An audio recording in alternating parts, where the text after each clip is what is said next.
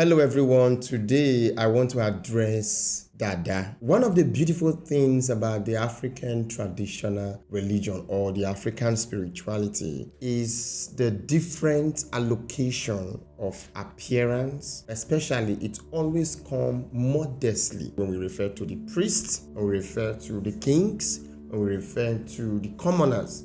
Let me not use the word commoner because in the African spirituality, we are all equal on a particular plane, but because the spirit always reward loyalty, hence we have those who are particularly chosen to be kings, to be queens, those who are chosen. You are not chosen to be a princess or a prince. By birth, you become one. You are chosen to be a priest, you become a cupbearer, you become a warrior, and the rest. But I want to talk about a set of people in our spirituality that the migration and civilization, especially alien civilization coming in contact with the African spirituality, has made blunder of this kind of people. Whereas I can vividly say that there is a part of the world that these people, spirituality is still intact. Those we call Dada children that have thick hair, what we call dreadlocks. If I may tell you, do you know that science have not actually been able to tell what really causes dreadlocks? And so we just push it. Those of us who are biochemists, those of us who have done research, cell biology and the rest of, we just drifted it to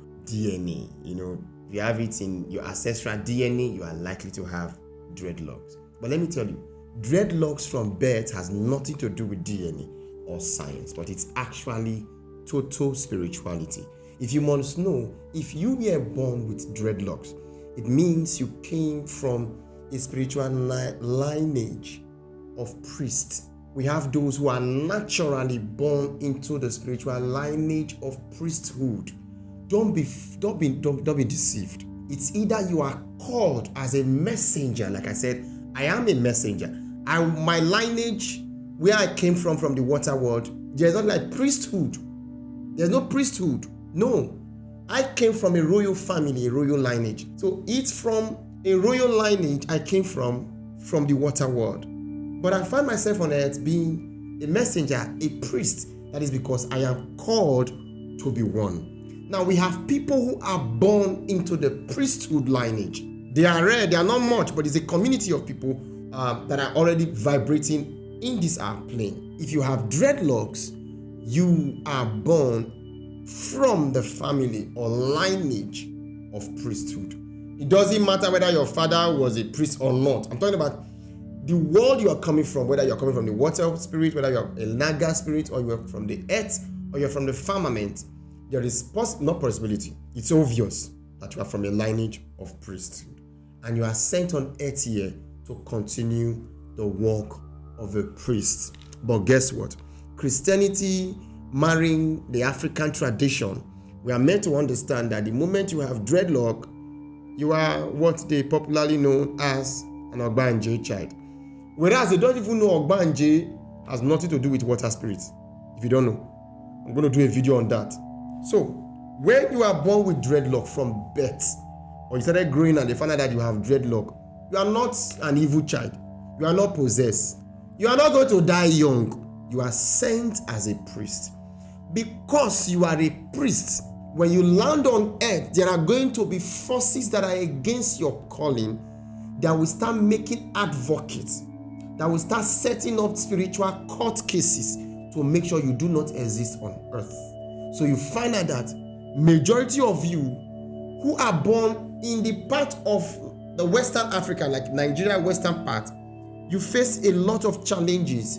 That is because you don't have much of you, like in countries like the Jamaica, where you have a lot of them. It's by nature. There are forces, let me tell you, there are forces around those countries where there are a lot of dreadlocks that already protects them. So it's like norm to them. Now, when you look at the history of the western part of Africa, you find that the migration that led to the establishment of this side were not migration of priesthood, but migration of warriors, of kings. So you can see that the DNA of those who are born as dreadlocks today are DNA of those who were dreadlocks 3,000 years ago, 1,000 years ago, 2,000 years ago, or even 5,000 years ago. So if you have a child that is born with a dreadlock, or what we call dada, please, not cut him. Leave him. Leave the dada. We already know in this our dispensation, people are even making dreadlock already. In fact, that is one of the major reasons why I plaited this hair. I plaited this hair so that it can rhyme with the message I'm giving. Let me tell you, priest, as a priest, it's actually forbidden for you to cut your hair. In the ancient Kemet, down to our forefathers, even very 100 years ago, children that are born and selected by the gods to be priests, razor or cutlass does not touch their hair. So you find out that as a priest, right from the ancient Kemet, I used to tell you guys, from the children of Israel down to every part of the world, the practice of spirituality started from the ancient Kemet. So everything you see in most religious practices today actually morphed from the ancient Kemet. Now, when you read the documentation of the Bible, 1 Samuel 1, starting from verse 10, you see the vow that Hannah made unto the Lord. You find out that there are some certain, well, I'm going to talk about that one of these days. You find out that as a man, even as a woman, it is prohibited for a razor to touch your hair.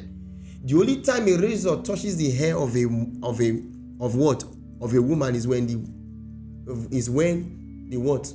the husband dies. Now look at women that cut their hair.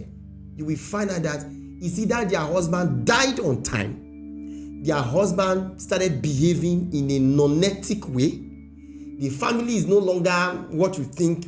See, a lot of you will start giving an example of women that have their hair. How old is their husband? Let's wait how long their husband will live. The truth is this. You might think, oh, because it worked for someone else, it might work for you. Let me tell you, I tell a lot of people, there is something that person A will do and nothing will happen to her or him all the days of his life because of the covenant that he has come on earth. So that covenant is more important than the taboo he or she is going to commit on earth. While there is somebody B that will do less than that particular thing, and before I go crossroad, move to don't jam, I don't die. That was what I learned from my spiritual father. That the grace upon somebody is not the same grace on you. Something somebody will do and will be pardoned, you will do it and you will be smite that same night. 1 Samuel chapter 10, 1 Samuel chapter 1, starting from verse 10. What did he say? Hannah was in deep tears when he made this vow. Let's read. 1 Samuel chapter 1, 1 Samuel 1, starting from verse 10, he said, in her bitter distress, Hannah prayed to the Lord and wept with many tears. Verse 11 said, and she took a vow, pleading, O Lord of hosts, if only you will look upon the affliction of your maidservant, and remember me, not forgetting your maidservant, but giving her a son, then I will dedicate him to the Lord all the days of his life, and no razor shall ever come to his head. Meaning, the hair will not be touched. Because it is one of the criteria of being a priest. Razor must never come to your hair till you die. So when you see children that are born with dada, they come from a lineage of priesthood in their life before now or in the world where they are coming from. They are from the lineage of what? Priesthood. Women were prohibited from cutting their hair. We see a lot of young men dying on time. We see young men living, having depression. We see a lot of it happening in our society today. Sometimes we are very quick to say the leaders. The leaders are residue of the home. See the people you have today on the office has a father and a mother. How was he raised? How was our former president raised? How is your governor raised? What society? What built his ideology and his personality? What is that? That built his ideology and his personality. So you go around cutting your hair. I'm going to talk about that. Let me not digress deeply on that. Let me focus on children and dada. Stop cutting your children's hair. When you read from verse 12, it says, as Hannah kept on praying, Ella watched while her mouth moved. I'm going to do a very comprehensive talk about Hannah's prayer for a son. For those of you who are looking for the child of the womb. When you say Jesus Christ does not exist, does not mean that all of this did not exist. All this thing came from the Kemetic writings. We all know that.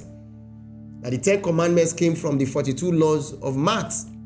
That was where they drafted it from. This was prior the production of the Old Testament. So everything I read in the Bible, I'm happy that we had white men who were able to bring it out for us, because we will not be able to do them. So it's one of the best things that, in fact, let me tell you guys something. Stop hating on the white man. There was a role they had to play. There was a role they had to play in the cosmos, in the affairs of mankind. Because the truth is this, we were documenting all our writing on walls, on papyrus, on paper and the rest of. But they were very good in bringing it out, and they brought it out for everybody to see as in form of the Bible. I'm not talking about the New Testament. I'm talking about the Old Testament. Because the Old Testament gave birth to the New Testament. Confirmation of the New Testament. Just for that people to understand that, yes, we are not just forming a new religion. We are still doing the same thing that the Old Testament said. We are still doing the same thing that the Old Testament does said. So please stop cutting your children hair in the name of they have dada, they have ogbanje. They don't. The only thing I can tell you can do, once in a while, even if that child is from the earth, from the firmament, or they are naga spirit, or even if they are water children, once every 7 days, take them to the sea or to the river, bathe them with river. Water has an effect of chasing bad auras, because one of the reasons why that child keep dying in the night, one of the reasons we found out that he keep having a lot of issue, is because he's being attacked by external forces that does not want him to materialize. The energy they came to, their parents who do not understand who they were, did not raise them well. You think if I have a child that has a dada, he go do anyhow? No, I will start raising him in the ways of the Lord, the ways of our forefathers, the ways of worship, the good way. But no, we did not. Some of you just rush ahead and cut. Some of you, see, let me tell you, if you are born with dada, your mother cut it. You better chat me up. Let me tell you what you will do, so you can reclaim your destiny. And you women, when they cut on her hair, say in the name of keeping up beauty, you don't have sense. Dada is not demonic. Dada is a blessing. If you have one in your family, worship that one, respect him, bring him closer, encourage him to look for his calling, and one day that will be the savior of your home. Thank you. May the ancient waters and the ancient spirits protect you, provide for you, shield you from the eyes of the envious one, both humans, animals, and spirit.